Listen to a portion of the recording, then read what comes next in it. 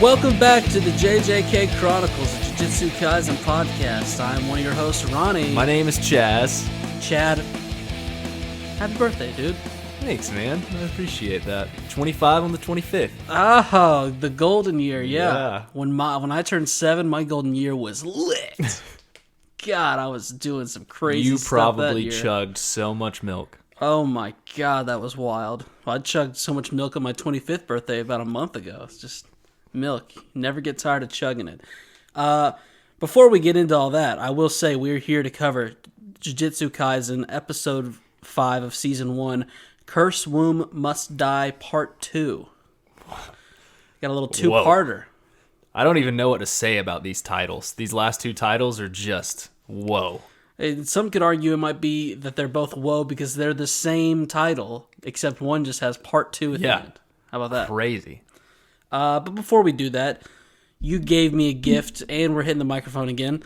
I got so many things I want to talk about right up front here. So if you're on there's the can crack. If you're not interested in our bullshit, fast forward a little bit. We'll talk about Jujutsu Kaisen. But We'll talk about what we're trying to talk about a little bit later, guys. I do have a question. Are you a very attractive but yes, I am. ultimately shallow Instagram model with 767,000s drinking Celsius?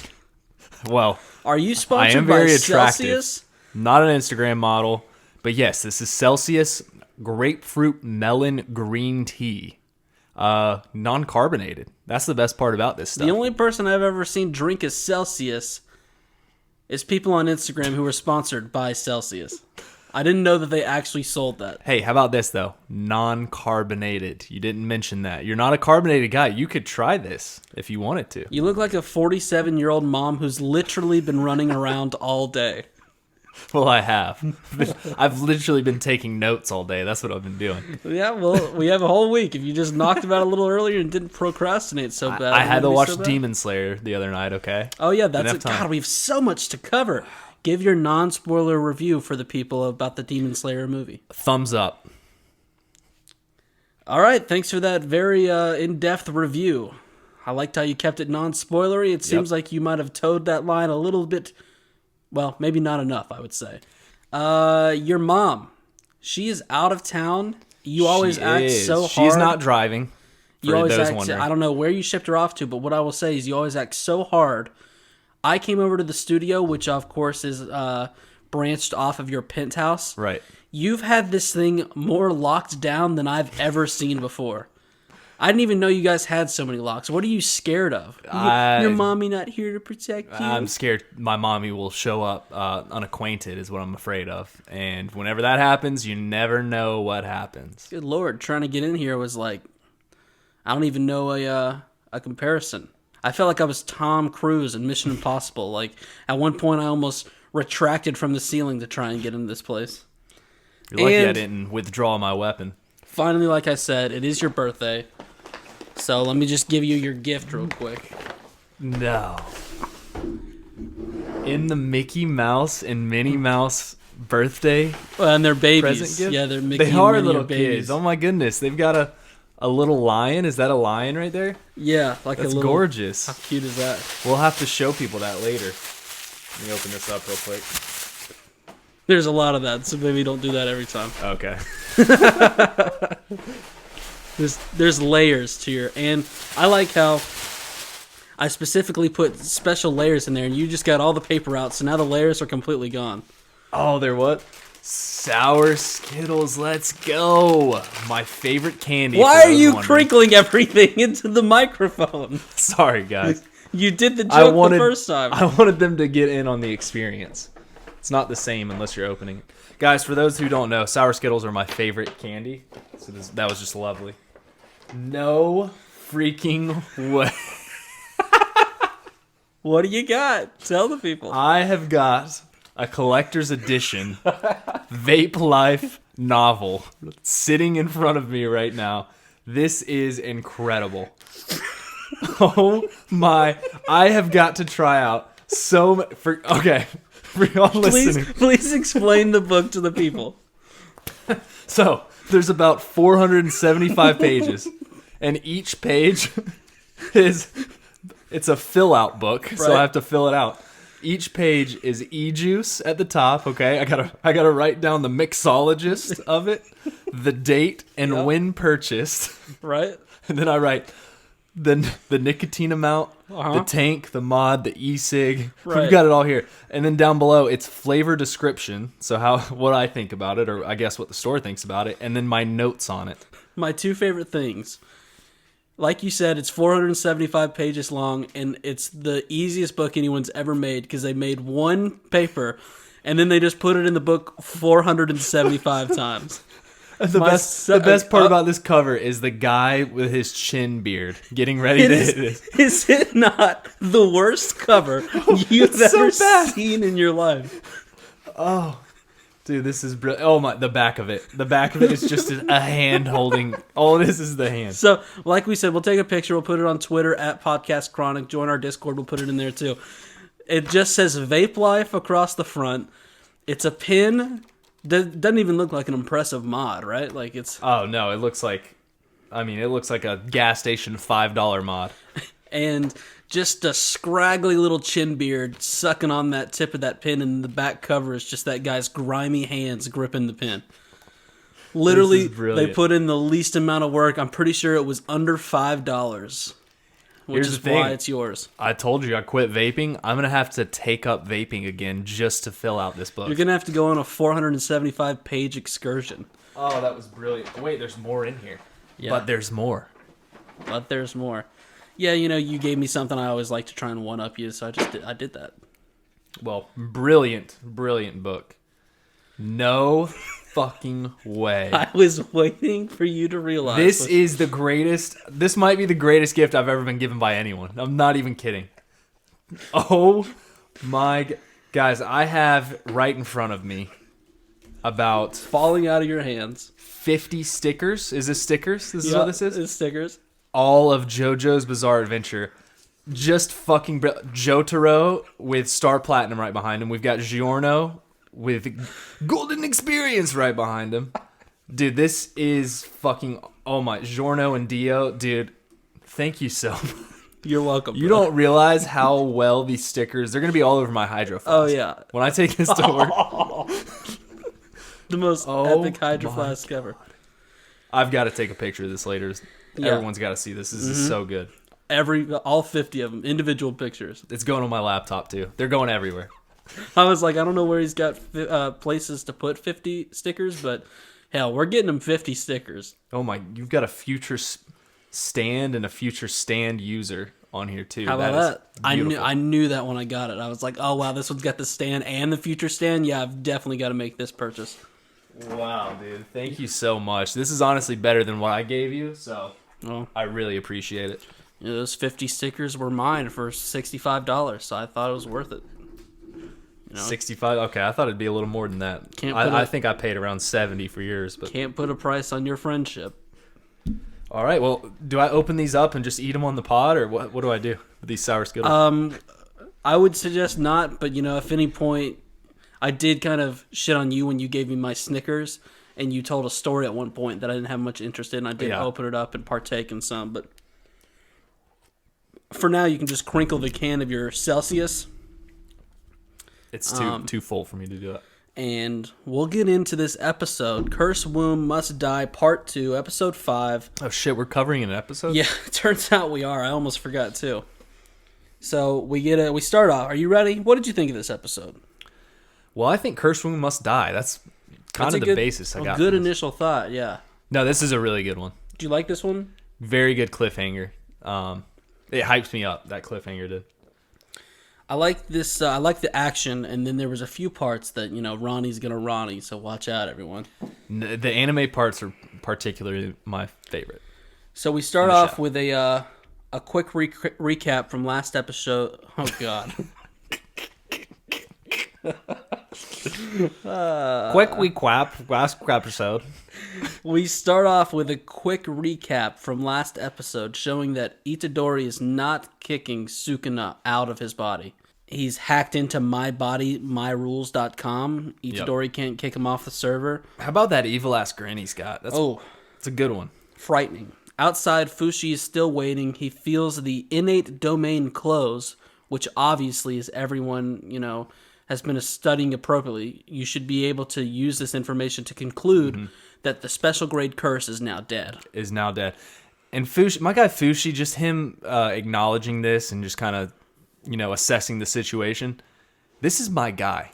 In the show, this is my guy. He's a pretty good assessor. I can't argue that. I think I'm going to ride or die for this guy for the rest of the show. Okay. He's like my new flop. He's still got to win me over a little bit.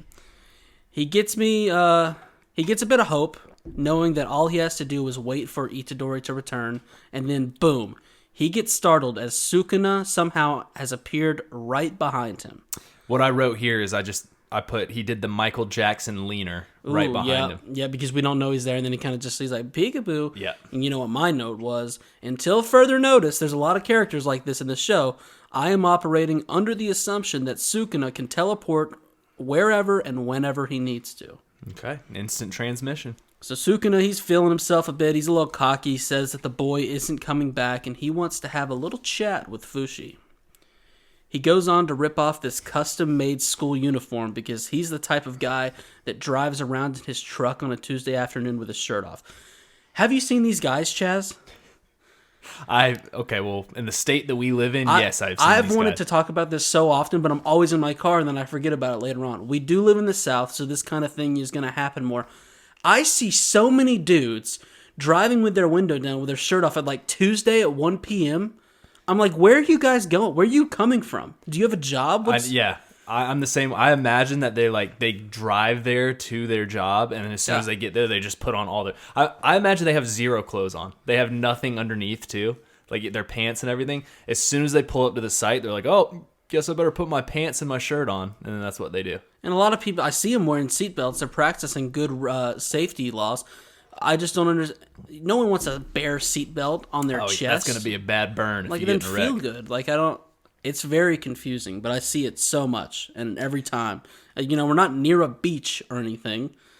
It's just Thursday at 11 a.m., and Randall's driving down the road with his shirt off. And it's always just like a truck that's a little bit too lifted. Mm-hmm. Yeah. A little bit too... They put in too much money to get it lifted for the truck it is. And it's like a 2005, 160,000 mile Like Ford F-150. Like Silverado. Yeah, it's not Silverado. even a Ford. It's something. Sukuna goes from feeling himself to digging into himself as he removes Itadori's heart with a big old grin on his face. He says he's taking the little brat hostage because he can live without it, but he can't. He tosses the heart to the side and says switching out now will only result in Itadori's death. He holds up a finger, and this is the least aggressive finger eating we've seen thus far. He enjoys the taste of his own phalange. Yeah, he's a phalange connoisseur. And, I mean, have you ever sucked on your finger when you were younger or anything like that? I don't remember my mom saying I was a big finger sucker. Travis... usually the thumb is the phalange of choice for young children. He apparently did his middle finger and pointer finger. My mom said if she turned around in the car and he had those in, he was going to be asleep in no time. He was chowing down on them. Yeah. Big into phalange sucking. I was always my pinky. No. Mm-hmm. No. I would go knuckle deep. And I would knuckle deep on your pinky? Yeah. All right. It's in there. Your mom's not here, so I can't confirm, but... She wouldn't remember anyways. She likes sucking her phalanges. So, but he just slides this finger into his mouth the same way I slide into 30th mini corn dog of the evening. Honey battered, baby. Yes, he does. Okay, speaking of the heart, though, I know you just talked about the heart a second ago. Do you think hearts really, when you rip them out that quickly and throw them on the ground, do they still have that beat? Did you see how the heart beat a couple times while it was on the ground? That is... I do not want to ever see a live heart on the ground, but I would love to see if a live heart actually beats on the ground. Well, it's like, isn't it the blood flow that makes it... who am I? Oh, yeah, Science Ronny here. Well, I was getting ready to state my hypothesis, but there's no need because last episode you had women... all over me? Becoming impregnated by inside bosoms, and then I had a bosom as a butt. Turns out I've gone 25 years. Bosom is like the chest of a woman. Who knew? Yeah, and I'm still not buying that. But yeah, I told you that, and you were still like, no, that's wrong. And I had to show you, like, no. Turns out. Yeah, but where did you see a that? bosom just sounds like a butt. It does sound like a butt. Like, oh, you... Oh, right in the beehole. Yeah. Like, oh, Chad's bosom got wrecked last night by that guy named Frank. But that wouldn't be right. It would be... By Aaron? Yeah, that's just not correct. So as the finger juice begins to flow through his body, he says he's free as a bird now, and that Fushi should now be afraid, because he'll kill him for no particular reason. But my boy Fushi, he's not scared. Yeah, he seems to be remaining pretty calm, and we go into the OP. Panda!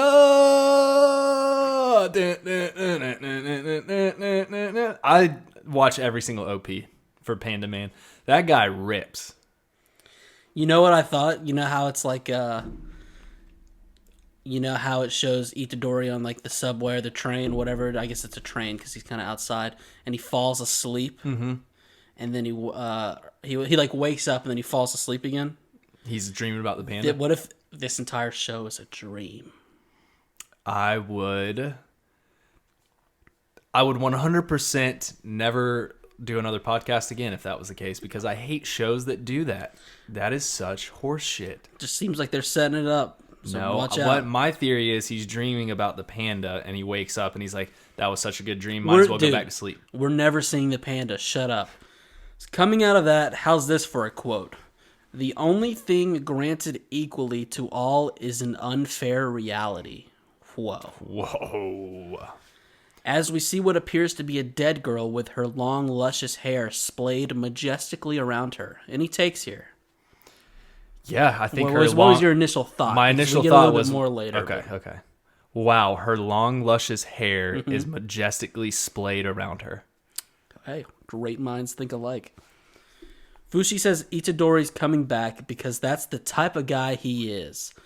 Sukuna says he's just a little tougher and denser than other humans, but just a moment ago, the kid was scared out of his mind, and he knows for a fact he doesn't have the guts to kill himself.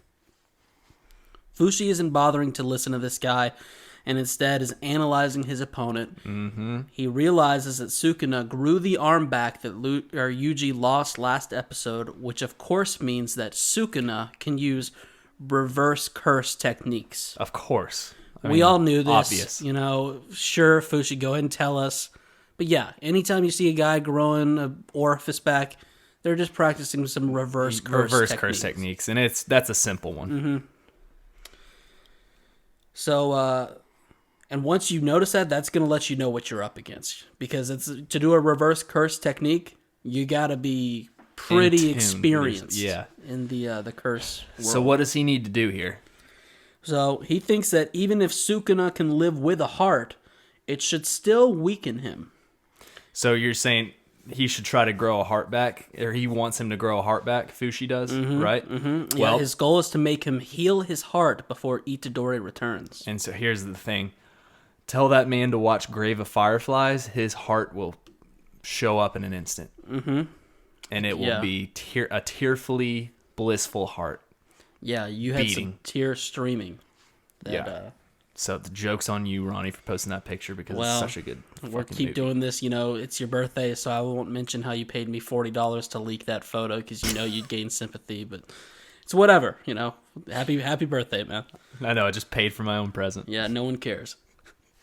You're 25, you're not a kid anymore. He starts to shake because he's nervous. All of this isn't going to be as easy as it sounds. And he thinks back to how he couldn't even move with the special grade in front of him. Yeah, now he's got the man, the myth, the legend standing in front of him. Yeah, we saw Sukuna against that special grade. 2 different playing levels. And meanwhile, Sukuna is chilling with a hole in his chest and his hands in his pocket. He's got that sea hole. This dude is so chill that I'm pretty sure I noticed he transformed Itadori's uniform pants into sweatpants. Did you notice that? I think he did, yeah. And that's and how chill ones. This guy. He's like, oh, these aren't comfortable. I'm just swapping out some sweatpants into them gray ones, so he can show that he's packing heat as well. As a guy, right? Do you ever feel hotter when you're in your room by yourself than like when you've got your shirt off and you're just rocking sweatpants? Oh, dude, that's the best feeling ever. And you've got like Yeah. a HC, a half chub. All guys know what I'm talking about. All of them. Like, it doesn't matter how unconfident you are in yourself when you walk outside of that room, but when you're strolling around and you don't have any underwear on, you got the sweatpants on, no shirt, you're just like, holy shit, I am a sex god right now. Yeah, you're like, glad no chick's in here. She would splooge everywhere. Lose her mind. Fushi brings out his giant bird and rushes into battle. Sukuna is doing dance dodging all of his attacks. I told you, Michael Jackson earlier. He's bringing out the inner MJ. He's smooth. He's got the moves. Hands are still in pockets while he's dodging. He's having a good time when he finally grabs Fushi and tells him to put some more curse behind his punches and then gives him a punch of his own. Don't do that. Next, Ash Ketchum is going to send out White Edkins into the field. Just kidding. It's still Fushi. He calls him Orakai. Edkins sucks compared to this guy. Come on. This guy's about to tear up Sukuna. The snake is much larger, but this guy's got so many animals. I got confused for a second what show I was watching. And the snake gets a hold of Sukuna, and the bird sends lightning strikes their way. And you're like, oh, wow, how are we going to get out of that? Somehow Sukuna just manages to blow up the snake's head. Yeah, he just... One of those cursed punch techniques. That's what he does. Just sends it straight to him, and it just shatters it. What'd you call it? Edkins? Not Edkins. Orakai.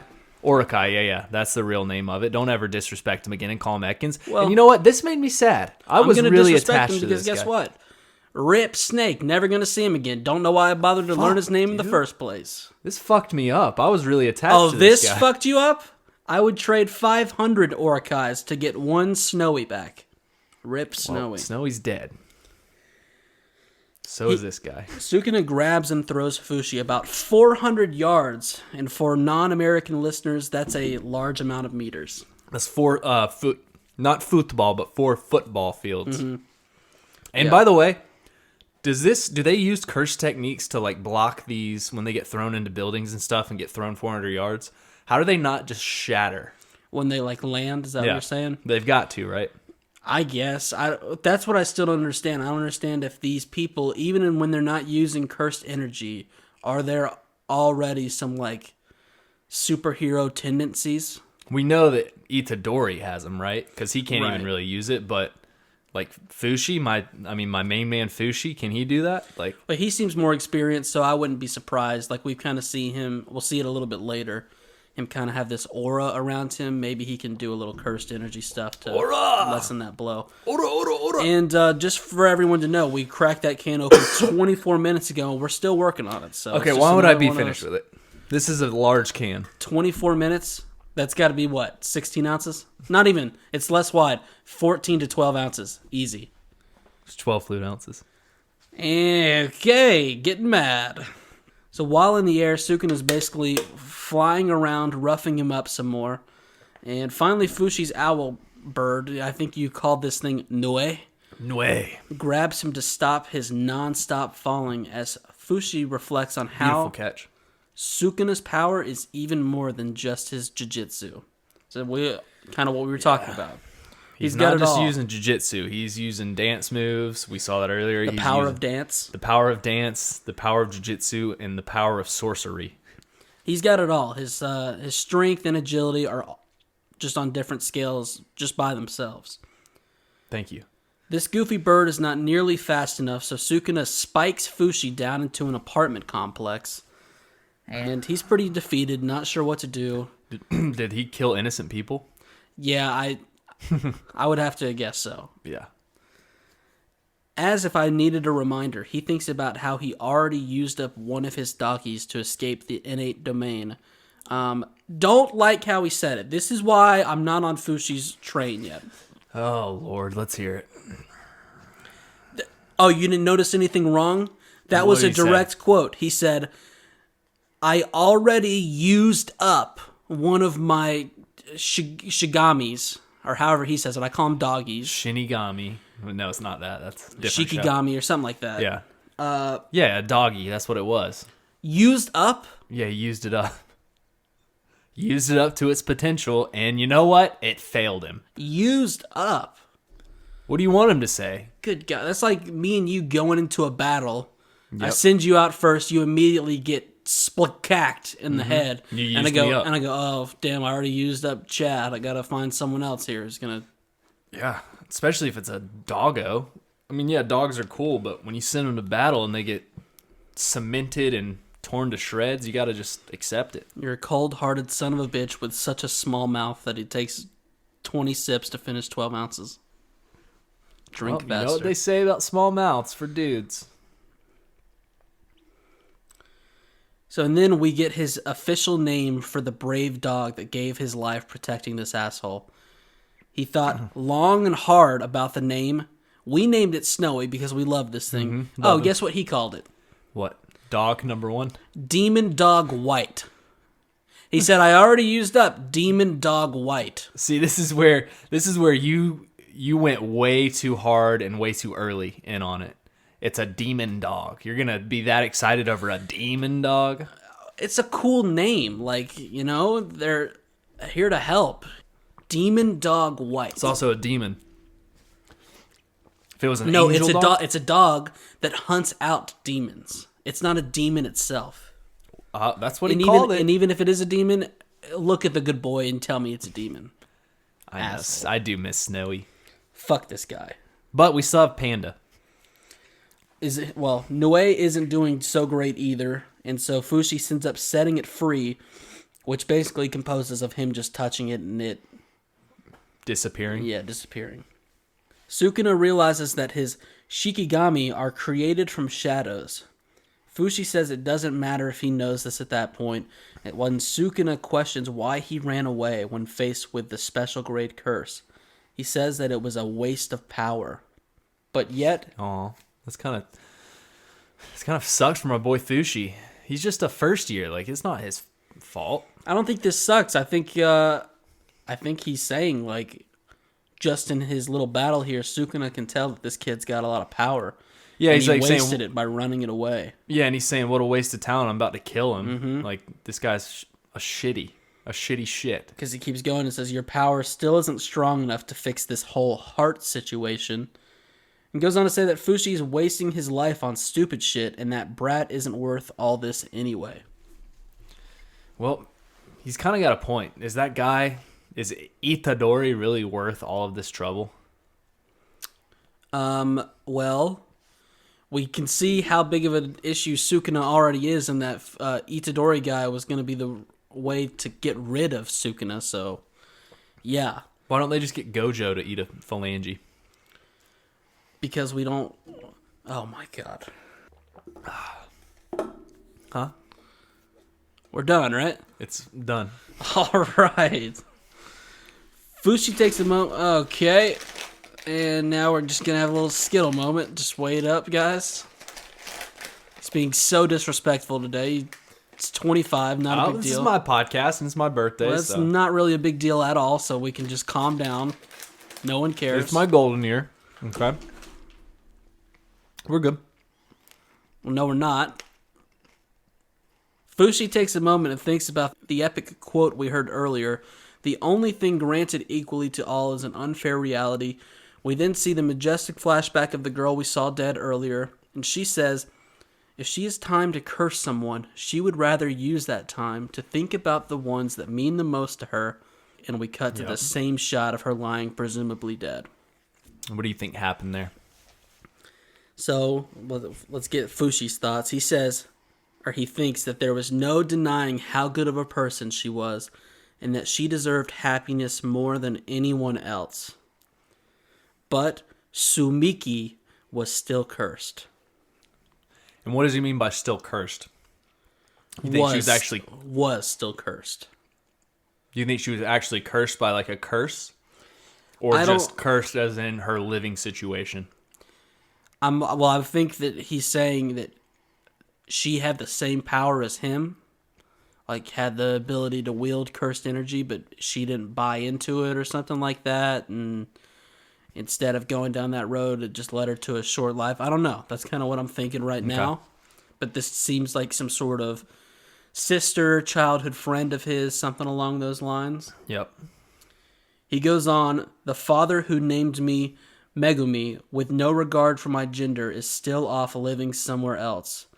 So what does he mean by that? His father never met him and just named him that name?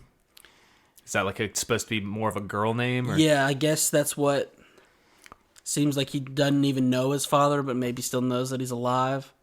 He says karma isn't fully automatic. Evil people can only be judged under the law. Jujutsu sorcerers are just another cog in the retribution. I want more good people to enjoy fairness, even if it's only a few, so I save people unequally. And that is Chaz's QOD, baby. That quote of the day. Yeah, quote of the week. Go ahead and what exactly was it? I like the last. I mean, the whole thing was good, but the last part where he says "save people unequally" is my favorite line of it all. My boy Fushi, like I said, he really came around this episode. I'm ride or die for him. Yeah, this is all. I like how they've gave us just a little taste of his backstory. We don't really have all the information we need to connect it, but we can presume that, this. I'm gonna say this was maybe his sister. The dad. Yeah, it's probably a good take. Perhaps the dad was a jujutsu sorcerer also, and was so busy that he left them to do his own thing. Didn't care to raise his kids, but they've got. They have the same sort of special power he did. That'd be sick if we saw later on that his dad's still alive and he's an evil sorcerer and he's got to fight him. Well, it's interesting to see how things are. We're just going to eat these Skittles all podcast, huh? Just one more. What color? Red, my favorite. Reds are the good colors, yeah. Red and green are my favorites. Red and green are your favorite? I don't even know what I was saying. You're talking about parents. Moving on. I was driving a train. I was a conductor of a train, and you took one Skittle and threw it through the window, and I wrecked the entire train. The whole thing went off the track. One red Skittle. Yep. Guys, please leave a comment on this video with your favorite colored Skittle. Well, it's not really a video until you actually post it, which is usually means 3 days late under the wrong title of the episode. You want to talk about what you did? I edited it before anyone saw it, so. It was out for 2 days. Yeah, my point. We had 5 views. No one likes this on YouTube. It's because no one listens on YouTube, yeah. Except for cold nuggets. So Fushi oh my god. It was already gone. I had to get the last drop. Let's do the show. Come on. Guys, let's do the show. Here's what I need you to do. I need you to come down off cloud 9 because I can't stress this enough. It's your damn 25th birthday. Your mom's not even here. You're lucky I'm here. You're lucky that you're not in your room beating off all by yourself to whatever weird shit you get off to. Oh my god. All by yourself. No one cares. Weird shit. Right? I don't get off to weird shit. Weird shit. Weird shit. Fushi stands up to Sukuna, who smiles and is definitely a bit turned on at this moment. I noticed that. Did you dude. see That's that? in my notes. The exact same thing. He's a bit turned on. Sukuna a pedophile? Well, my boy Fushi does act like he's above the age of 18, so. But dude, hey. I don't think that holds up in court, so be careful. Yeah, you're right. That was a pretty dumb comment. I don't think that matters. Cursed energy builds up around Fushi as he says, "Sacred treasure, swing and ring 8 grip." What? That's a little classic Fush move. Well, okay, I kind of acted like this took me by surprise. Obviously, I know what he's talking about. For people who are less in the know, personally, I would have used a 5 grip, but this is Fushi's battle. I'll let him handle it how he wants. The cursed energy vanishes. He starts talking openly to Itadori. He says the first time, I didn't have a logical reason for saving you. I just couldn't let a good person like you die. He's talking about episode 1 when Itadori got grabbed by that monster and, Fushi went and saved him. He says it was for selfish, emotional reasons. But that's okay. I'm not a hero. I'm a Jujutsu sorcerer, so I've never once regretted saving you. Yes, you are, my guy. God, I love Fushi. There's some great lines in this episode. He's a G. The This guy is writing a is G. very well done. There's some poetic stuff that they're spewing. I don't like how he treats his dogs. Let's not say they. And you said it was one more Skittle, but now we're going for another one. And I don't know if you remember, but last time you had a Skittle, knocked the entire podcast sideways. Hey, well, you need to stop saying they. Fushi, my guy Fushi is spitting out facts right now. Well, there's writers. I'm giving them credit because No, Fushi. Fushi's just, as your roommate would love to point out, he's just a drawing. Well, don't be like Kyle. No one wants to be like a Kyle. No one wants to. That guy's such a dumbass. Speaking of dumbasses, he went and watched Demon Slayer with me. This guy that's like, oh, they're only drawings. He was almost crying at the end. Yeah, opening night. He's like, oh yeah, we got to go see the Demon Slayer movie. Fuck you, Kyle. I was almost crying at the end. No spoilers. God. But yeah. Yeah, Kyle's just stupid. So some part of these majestic words allowed Itadori to regain control of his body as he smiles and says, "You're really smart, Fushi. I think." So, okay, hold on. That's how you took it? I thought that he realized that Itadori was in the middle of switching back. That's why he started talking. Really? I think we definitely have two different takes on that. I know that the tattoos vanished after he said it, but I feel like he almost may have seen that he was switching back and realized it, and that's why he started talking. Interesting. Yeah, I'm going to go with Itadori heard something that allowed him and to then switched it. Okay, gave I him like the that. power. Love is the only power that Sukuna cannot handle, and so it gave Itadori a moment to regain control. How beautiful. That's Ronnie's. That's the way Ronnie's mind works. Love's the answer. Can't wait to get some. If you do. Itadori says, I think your conviction's a proper one, but I don't think mine is wrong either. He starts to bleed out and does what everyone should do when they are dying, which is apologize. I'm so sorry for this inconvenience. I'm just getting ready to drop dead here. Sorry, I'm about to fall and die, buddy. As he falls, he whispers, live a long life, while Fushi visibly tries to fight off some tears. That's, hey, is this the series finale or episode 5? I know, dude. I thought this was the ending. I thought this was how this show was going to end. So dramatic, so beautiful. Wow. When I predicted the end of the show after episode 1, this is what I predicted. We reach the calling card, which is Jujutsu Kaisen. Interesting, and we're out of the calling card. We are back in a city where we see a whole circus of new characters. One-eyed volcano head man asked if there was a reason to use a precious finger to test Sukuna's strength. That's exactly what I named this guy.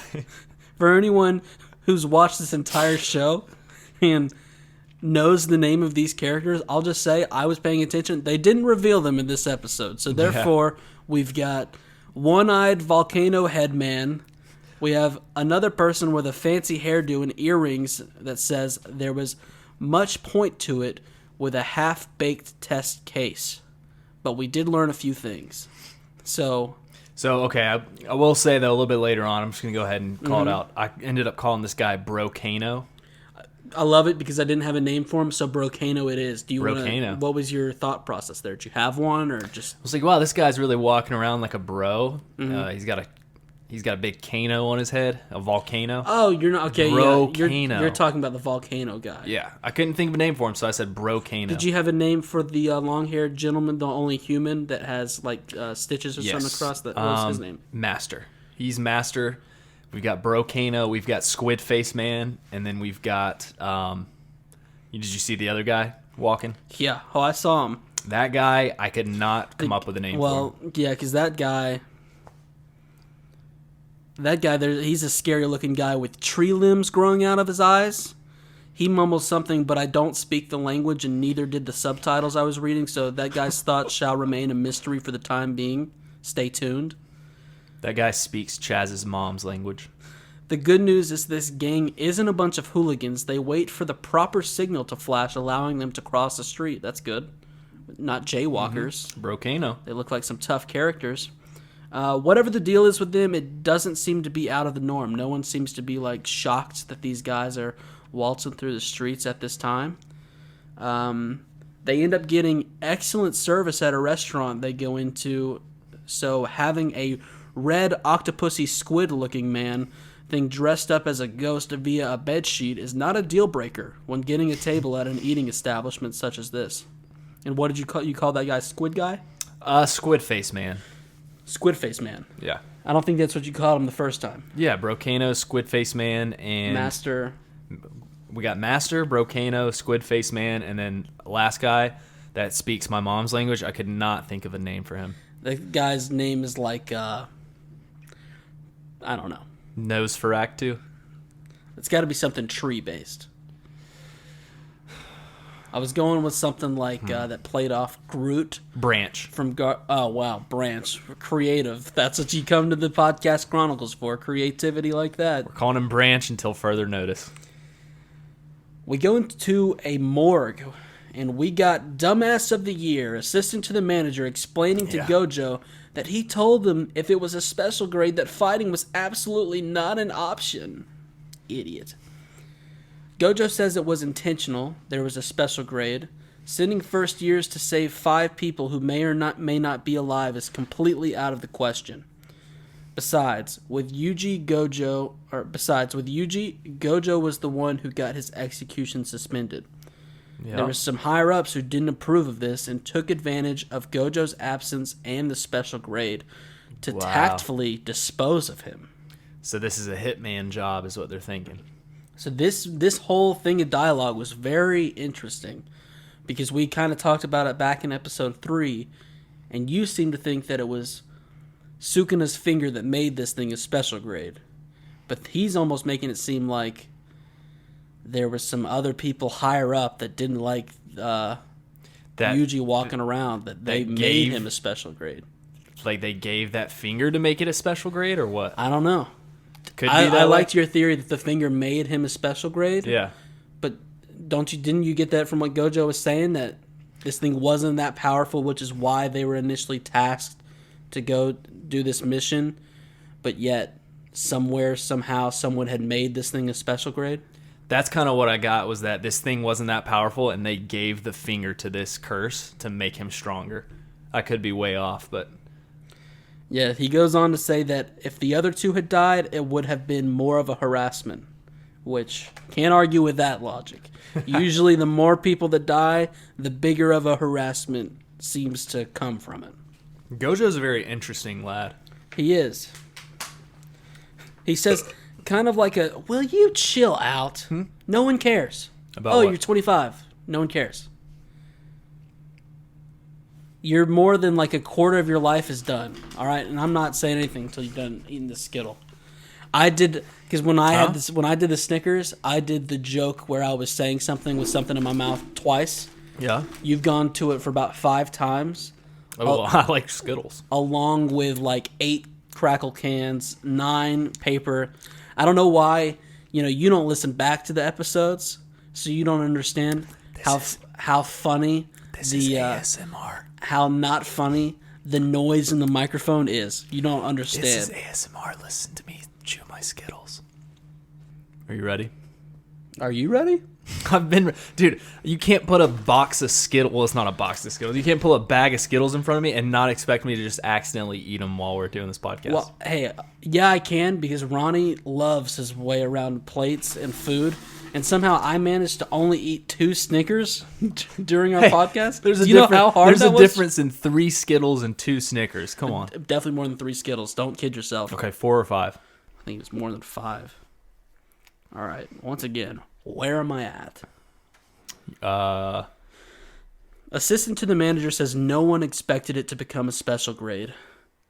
And Gojo says, searching for someone to blame is just pain. Which is another great quote. Yeah. Gojo is, I can't tell if he's good or bad. I mean, I think he's good, but he's got some bad tendencies in him. You had the early take that you thought he might be a closeted bad guy. Where are you at on that? Yeah, I'm ready for him to come out of the closet. Tell us if he's good or bad. Do you even remember that? I do, yeah. I just don't even know if you're here half the time. It's like, what the hell, dude? Yeah.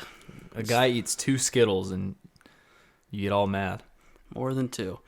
Out of nowhere, a sexy-looking mortician shows up. And until further notice, I am operating under the assumption that this woman can teleport wherever and whenever she needs to. And if she wants to teleport onto this Whoa. Never mind. I got a little carried away. Are you really going to say something like that on this pod, Ronnie? Never mind. What did you think of her? Nothing like that. I thought she was a sweet lady. She dresses appropriately for the job. Probably not young enough for you. Is that what you're saying? Huh? Not young enough for you? Did I say anything like that, Ronnie? Well, you just don't seem all that. I just think she does great for the job. She's touching dead people. Yeah, I mean, why would I be attracted to somebody that fills up dead people? You know what a mortician is? A feeler upper of dead people. That's a rapist, pretty much. That's what a mortician is. They jungle up all these dead people and just ooze around their body. That's disgusting. Knows their way around the human body. That's helpful in the bedroom. Let me cut up this dead person and extract the blood. Sweet in the streets, freak in the sheets. I like that. But isn't that kind of weird? Morticians, they just extract fluids from dead people, and who knows what they do, man. They could be doing whatever they want. We don't know. It's a hard job, And guess what? If they're dead people, let them do whatever. As long as they're not, eating them, let them... You let them do whatever to dead... Yeah. Oh, you're a disgusting man. Why not? Get weird. They could be putting fluids in lower regions. I mean, you don't even know what they could be doing. She's playing with her hair and says to Gojo that it seems like he has already taken a liking to Itadori. She says something about assistant to the manager, and I didn't get the quote because I was looking at her body. She does have a nice body. Oh, yeah. There it is. I'm on. And while I'm pretty infatuated with her, I'm not nearly as bad as this loser who is moaning to himself, keep going, as he used curse energy to jack off using only the zipper of his pants. This AM guy, this assistant manager guy sucks. I do not. You know what? People were talking about how... This guy's a freak. You went after this guy a lot. Yeah. I'm with you now. I fucking hate this guy. This guy sucks. Yeah, this guy is all over it, mortician. She removes the sheet covering Itadori and asks so I can take him apart as I please. Right? Yeah. What did I say about morticians, dude? Don't ever trust them. That's the kind of shit that usually gets you going. I had in my notes, are you okay over there, Chad? Because I thought this would really get you excited. If I was alive and a lady said that, yes. When I'm dead, no, I do not like that. Take me apart, split me open. If you're alive. Stab me if I'm alive. If I'm dead, I want no part of this. All right. Gojo says make sure to get good use out of him. It's getting creepy, man. And she says, oh, I will. Who do you think I am? God damn, this is the creepiest and also sexiest room I've ever seen on TV. I told this lady to be careful. I know he's dead. Age doesn't matter now. He is 17. She has got to be careful. If I was alive on that table, though, my God, I would have a raging boner. I thought her and Gojo were getting ready to have sex on the corpse of Itadori. And could you imagine if he's just playing sleep? He's acting like he's dead, but he's asleep, and they're just doing it right on top of him. An assistant to the manager is going to stay in the room and continue hurting/pleasuring himself with only his zipper. The most painful. I would definitely watch Gojo and this lady go at it. But okay, everyone calm down. Yeah, guys, chill out. We cut to outside where Fushi and Nobara are having a chat on some stairs. She asks if this is his first time having a partner die. He says, first one my age. And they both seem to be taking it well, considering, We get a little bit of a timeline update. She says that she only knew Itadori for about 2 weeks. Yep. And she's not simple enough to break down crying when a guy she barely knows dies. Respect. And then she starts crying. Yeah. This is what I like about that lady. She's the type that would beat me, and I would love it. But she also gets a little teary-eyed and stuff like this happens. Normalize crying. Sometimes you have to cry. We both love to cry. Love it. Sometimes you got to let them, let those tears leak out. It's healthy. It's healthy. It is healthy. But just don't post it on a Discord for everyone to see. Well, then don't pay me $50 telling me to post it on the... Don't... Oh, how did I get that picture? Oh, you saved it, all right, exported it from Snapchat, send it to me via text, then said, check your Venmo. I go to my Venmo, I say, It's just Yo, says 50. whoa. It says $50. It says wait for further instruction. It was $50 worth of Doge. I kind of want that back since it's gone up. 2 weeks go by. I'm at home. You send me something that says, now's the time. I say, what are you talking about? You say, release that picture into the Discord. And then I did, and wow, you just got so much love for it. I didn't get that much love, dude. It's kind of embarrassing. No one was like, oh, that's embarrassing. Everyone was like, oh my god, he's so in touch with his feelings. He's got such a sweetheart. So they try to change the subject and discuss getting some summer uniforms because it's too fucking hot. Yeah. Couldn't agree more. They're still wearing these ridiculous outfits. I mean, like, it's so hot that I'm interested to see what the attractive mortician comes back with. I'm not completely sold that Itadori died from a lack of heart. It very well might have been from a heat stroke. That's just how... You know what I mean? These clothes are too much. His sea hole was wide open, though. So a new character walks up, flaunting some attitude towards Fushi. She wears glasses. Unfortunately, she also seems to be missing the top of her frames. Let's complete the glasses. You know, I see that. I only think of assistant to the manager, and we know how I feel about him. She's on par with him. She has some bluish-green hair, and her name appears to be Zenin. But then she yells... Zenin Senpai. But then she yells to not call her by her last name, so scratch that. As we hear from behind, someone yell whispering, Maki, Maki. Turns out, it's Chad's panda. Panda! Panda!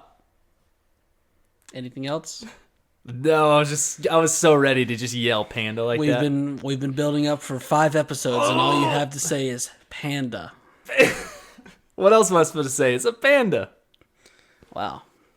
Panda! Great content. The panda starts to fill in Zenin about the two on the stairs and why they're so glum. Yeah. He's doing this, though, in a whisper, but he has to whisper so loud because they're pretty far away. There is no way that Fushi and Nobara don't hear this entire conversation. But the panda's a nice guy, isn't he? Let's wait to meet him a little bit, all right? I've got something for your panda. She's pretty embarrassed about the fact that, you know, she's acting so rough and tough when their teammate just died. It says she was just initially... It seems like she was initially just trying to bust some chops, you know. She feels bad, so I'm giving her a pass on this one. Nobara asks who these people are, and Fushi says they are our second-year upperclassmen. Panda. Zenin is the best of all the students at wielding cursed tools. So Slaughter Demon, you need it done? Give it to this chick. Would have loved to see what she could do with old Slaughter Demon in her hands. Give this to old HC. I call her a half cunt because we don't know yet if she's on the full spectrum or not. There's another young individual who the only note I had was that I'm definitely taller than this person. Their name is Inumaki. Inumaki, I like that. They are the cursed speech user. Fushi says he can only speak in curse words in ingredients of rice balls. What? That's the most bullshit thing I've ever heard. This guy has the whole world fooled, I think. He can talk whenever he wants. In rice balls. Like, I'm going to start doing this. You're going to have to start introducing me to people by saying, oh, this is my friend Ronny. He can only speak in grilled cheese ingredients. They're like, I just saw him house 4 grilled cheeses. Is that why? White bread. Cheddar. Butter. George Foreman grill. Sometimes bacon. They can be fancy grilled cheeses. Oh, that is a fancy one. So I can have like more ingredients. Or like at my the disposal. 3 cheese melt grilled cheeses. Yeah. Swiss. What's your favorite cheeses on a grilled cheese? What's a great cheese to go into a... well, the key is a meshing of cheeses. You know, I know my way around the kitchen. So you want something with a sharp flavor, but you also want something very melty. So sharp cheddar? You know, cheddar would be good, and then you can have something that melts real nice, Jack, or even some American cheese. Just something that gives you that good old-fashioned gloopy, American. And yeah, so that's that's the way. That's what I'm all about over here. Butter in the I'm pan. a country boy. Got me American cheese. Not a country boy. Born and raised. We move on to the panda character, and Panda! God. We're finally at this guy, dude. I'm so fucking hyped for this. Let's fucking go. Let's hear it, Ronnie. Let's go. Well, I don't Talk know. to us, baby. I don't know how we're going to say this name on a regular basis. It's pretty complex. His name is Panda. Panda, I fucking knew it. You tried me. I knew it. He was Panda all along, and you tried to tell me that this guy sucks. He was just in a dream. He's just in the intro. No. This guy is a key player in this show. I am fucking here for it. Would have been so much funnier if the panda never showed up, but here he is. Well, I don't care about it being funny. I care about my guy showing up to the crib. Fushi had a little description of every other person that he introduced. He doesn't even give any further description because other than being a panda, he's just not that interesting. No. Because you know why? Pandas are already so interesting. You've been simping this guy for 5... Oh, and that's what I said. Other than being a panda, not that interesting. You've been simping for this guy for 5 episodes, and, there's nothing. That's like saying this. Other than being the coolest character in the show, he's just not that interesting. He's already the coolest. He can't get any more interesting. There's just no way. The panda is not a cool enough animal to just automatically be the coolest in the show. If you can eat bamboo, you're a fucking dope animal. Well, I haven't seen him eat bamboo yet. So when he eats can bamboo, do it. You know why he can? He's a panda. That's why he can. He goes to high school. I don't think bamboo's on the lunch menu often, but we'll see. Fushi says there is one more. Oh boy, Okatsu,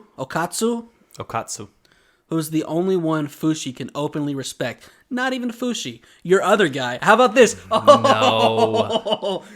Your web's getting tangled up, buddy. See, here's the thing. Oh, you love Fushi so much, he doesn't even openly respect the panda. You got to close respect the panda because there's cockwads like you out in the world that there's cockwads in you out in the world that will shit on people for respecting a panda. So Fushi is going to quietly respect him. You went down a one-way street there, buddy. Dead end.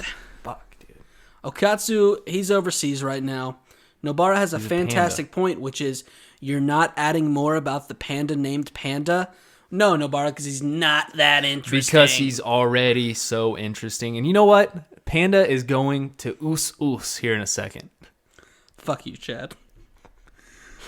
We get one of the weirder quick transition of scenes, which appears to be, and I'm not kidding, 2 insects having sexual intercourse on the side of a tree. This is very quick. You probably didn't notice it because you weren't immersed like I was. They were having insecticourse. Oh, I like that. You might not have seen it, but you got yourself into the conversation with that nice touch. Panda apologizes for having this weird introduction session while they are mourning their fallen comrade. Aw, he's a sweet guy. But he's not really that sorry because they keep talking and say, we'd like you to participate in the Kyoto Sister Schools exchange event. So no, he's not sorry. He's going to train him up. He's sorry. He's like, you know what? Y'all need to get stronger so we can defeat these foes in the future. So he's basically like, Us. Oh, hey, Chad, I know your grandmother passed away, but I do want to say that paper, it's still due next week. So if you could get that. No, that's not. No. Because a paper is not going to change the world. Them training and getting better and defeating Sukuna. We'll touch on this event here in a second. Nobara, who's really coming around this episode, me and her on the same wavelength because she says, "What is that?" And Fushi says that this event is a get-together with the other tech school in Kyoto. Although he questions the fact that it's usually only for second and third years, and Zenin says that those stupid third years are suspended right now, so the first years need to participate.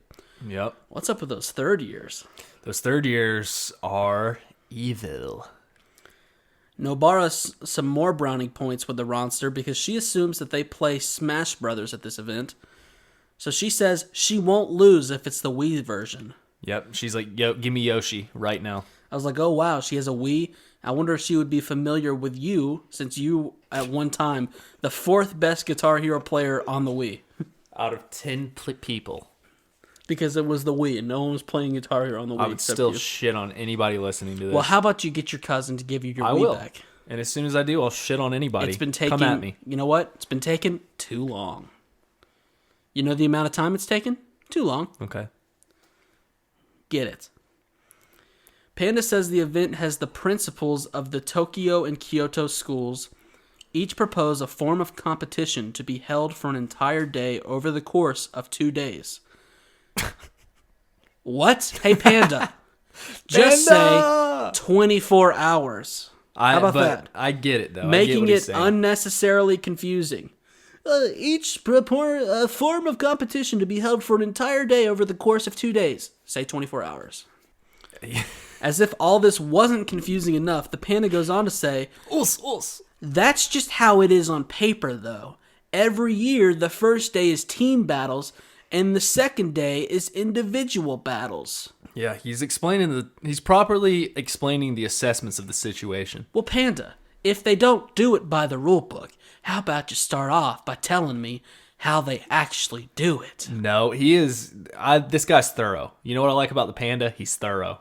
He's a thorough burrow. That's what I call him. He's thick and quick with his reasoning and wording. Will you stop stretching? He's annoying. I got to stretch out because this guy's really he's causing me a lot of stress points. I just got to stretch out on this one. Stretch out that brain of yours. Maybe you'll understand it. This guy's the dick who's been working at the same job for 5 years, and everyone knows how they do certain things, but when he trains the new guy, he's like, well, you do it this way. And it's like the textbook way. The corporate way. Actually, he's the kind of guy who's like teaches you to wash your hands, and he goes, well, you do it for 2 minutes, and you turn the water, and then you do this, and then you do that. Hey, just wash your hands. How about that? Yeah. That's what I say. 2 minutes. Does anybody actually wash their hand for 2 minutes? Like, make sure it's 84.5 degrees Fahrenheit. This temperature Celsius. Dig into the crevices. Oh, Rice Ball Boy says salmon. That's his take. He can only speak in rice ingredients. Clearly gonna just love this guy. He's your new Sasha. Oh, Panda makes me also very mad because there's some questioning, and Zenin says it's a jiu-jitsu battle where anything but killing goes. Yep. Why does that make me mad? Oh, I'll tell you why it makes me mad. Because Panda says, we're going to train you up so you won't get killed. Yeah. Literally back to back, they do that. Zenin says, anything goes except for killing. And then he says, I'm going to train you up so you won't get killed. Well, okay. Here's your problem, your reasoning here. Why do you think the third years are suspended? Because they killed. They got suspended. I hate this school. Oh my God. I thought you were about to say Panda. I was about to scissor kick you. We're seriously having this conversation 2 weeks in. 2 weeks. Itadori, quote unquote, died. More on that whole mess a little bit later. Because they didn't train him necessarily like the proper way, so he died. And forced them to go fight a special grade curse. But now they did not force him. They tricked him. But now we're going to have some friendly competition between schools where the rules specifically state no killing is allowed. And yet, Panda is going to have to train them up so they won't get killed. Well, too fucking late. One of us is already dead, Panda. You're telling us about the rules of this new game that we're going to play? I've got a guy in the mortician being taken apart by a very attractive woman in Gojo who are having sex on his body. And you're going to teach me how to not be killed for the Olympic Games next week? There are bigger fish to fry. No panda bear, pun intended. There are bigger fish to fry, like Gojo, who sent Itadori to this special grade for this mission because he wanted them to go off. You should be mad at him. Don't be mad at this panda. What the hell has this panda done to you or to Itadori? Nobara killing it this episode. Once again, it says, isn't the world short of jiu-jitsu sorcerers as it is? Do we really have time to go have exhibition matches with our rival school, who, by the way, are our rivals because apparently there are only 2 schools? It's like a forced rivalry. Panda basically says yes, and then steers into some explanation about how summer is the most busy season for curses, and oh my god, does so in such an anime way that we see 4 of the same exact woman being inappropriately objectified, if it's the same exact woman. But there's 4 of them. Well, I'm always good with my plural enunciations. Well, obviously not, because you corrected me at a weird time when it wasn't correct. We see the same exact woman turn into 4 women. See how that works? Try again. You said same exact woman's, or is it when it's a clone of yourself and it's multiple? Do you say woman's because it's yourself, but it's more? She was one woman. Yeah, she was. They cloned her 4 times, changed their hair, and now it's 4 women. Okay. So it's 4 women. They're all wearing different color bikinis, inappropriately objectifying these poor women. They hold up signs explaining why summer brings so many curses. Zenith says, "We are usually busy all year, but for some reason she seems to think that this will all be slowing down soon."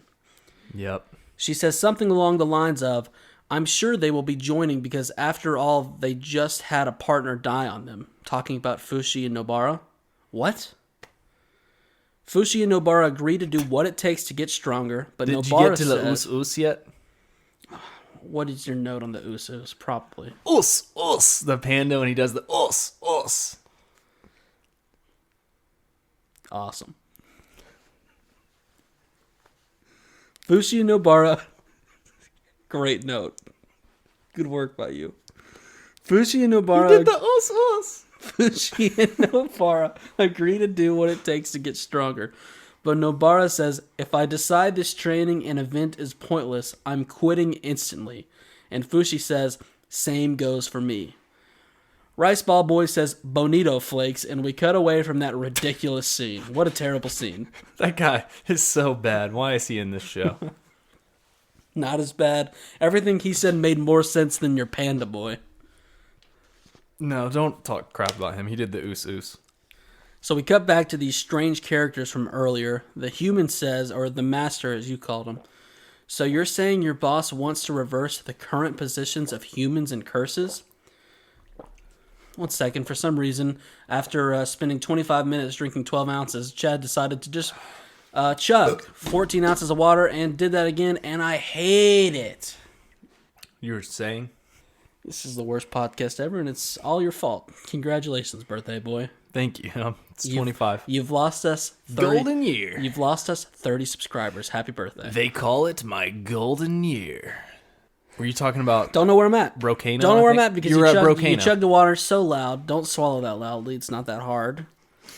I'm a swallower. The master says, "So you're saying your boss wants to reverse the current positions of humans and curses." Brocano says roughly, "Humans are made up of lies. For every action and emotion, there is a flip side. Mm-hmm. The negative emotions like hatred and hostility are truths." Is this after credits? Nope. "And since we curses are born..." Why, did you just not have this part in your notes?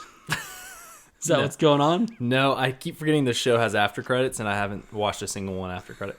"And since we curses are born from these emotions, that makes us true, pure beings. Imitations should be eliminated." The human with gauge earrings says, "Yet for now, you're the ones being eliminated." Yep. Brocano asks what they can do to defeat Jujutsu sorcerers, and the master says if you fulfill 2 conditions before going to war, you can win. The first involves the man known as the strongest Jujutsu sorcerer, also known as Gojo. They have to render him incapable of fighting.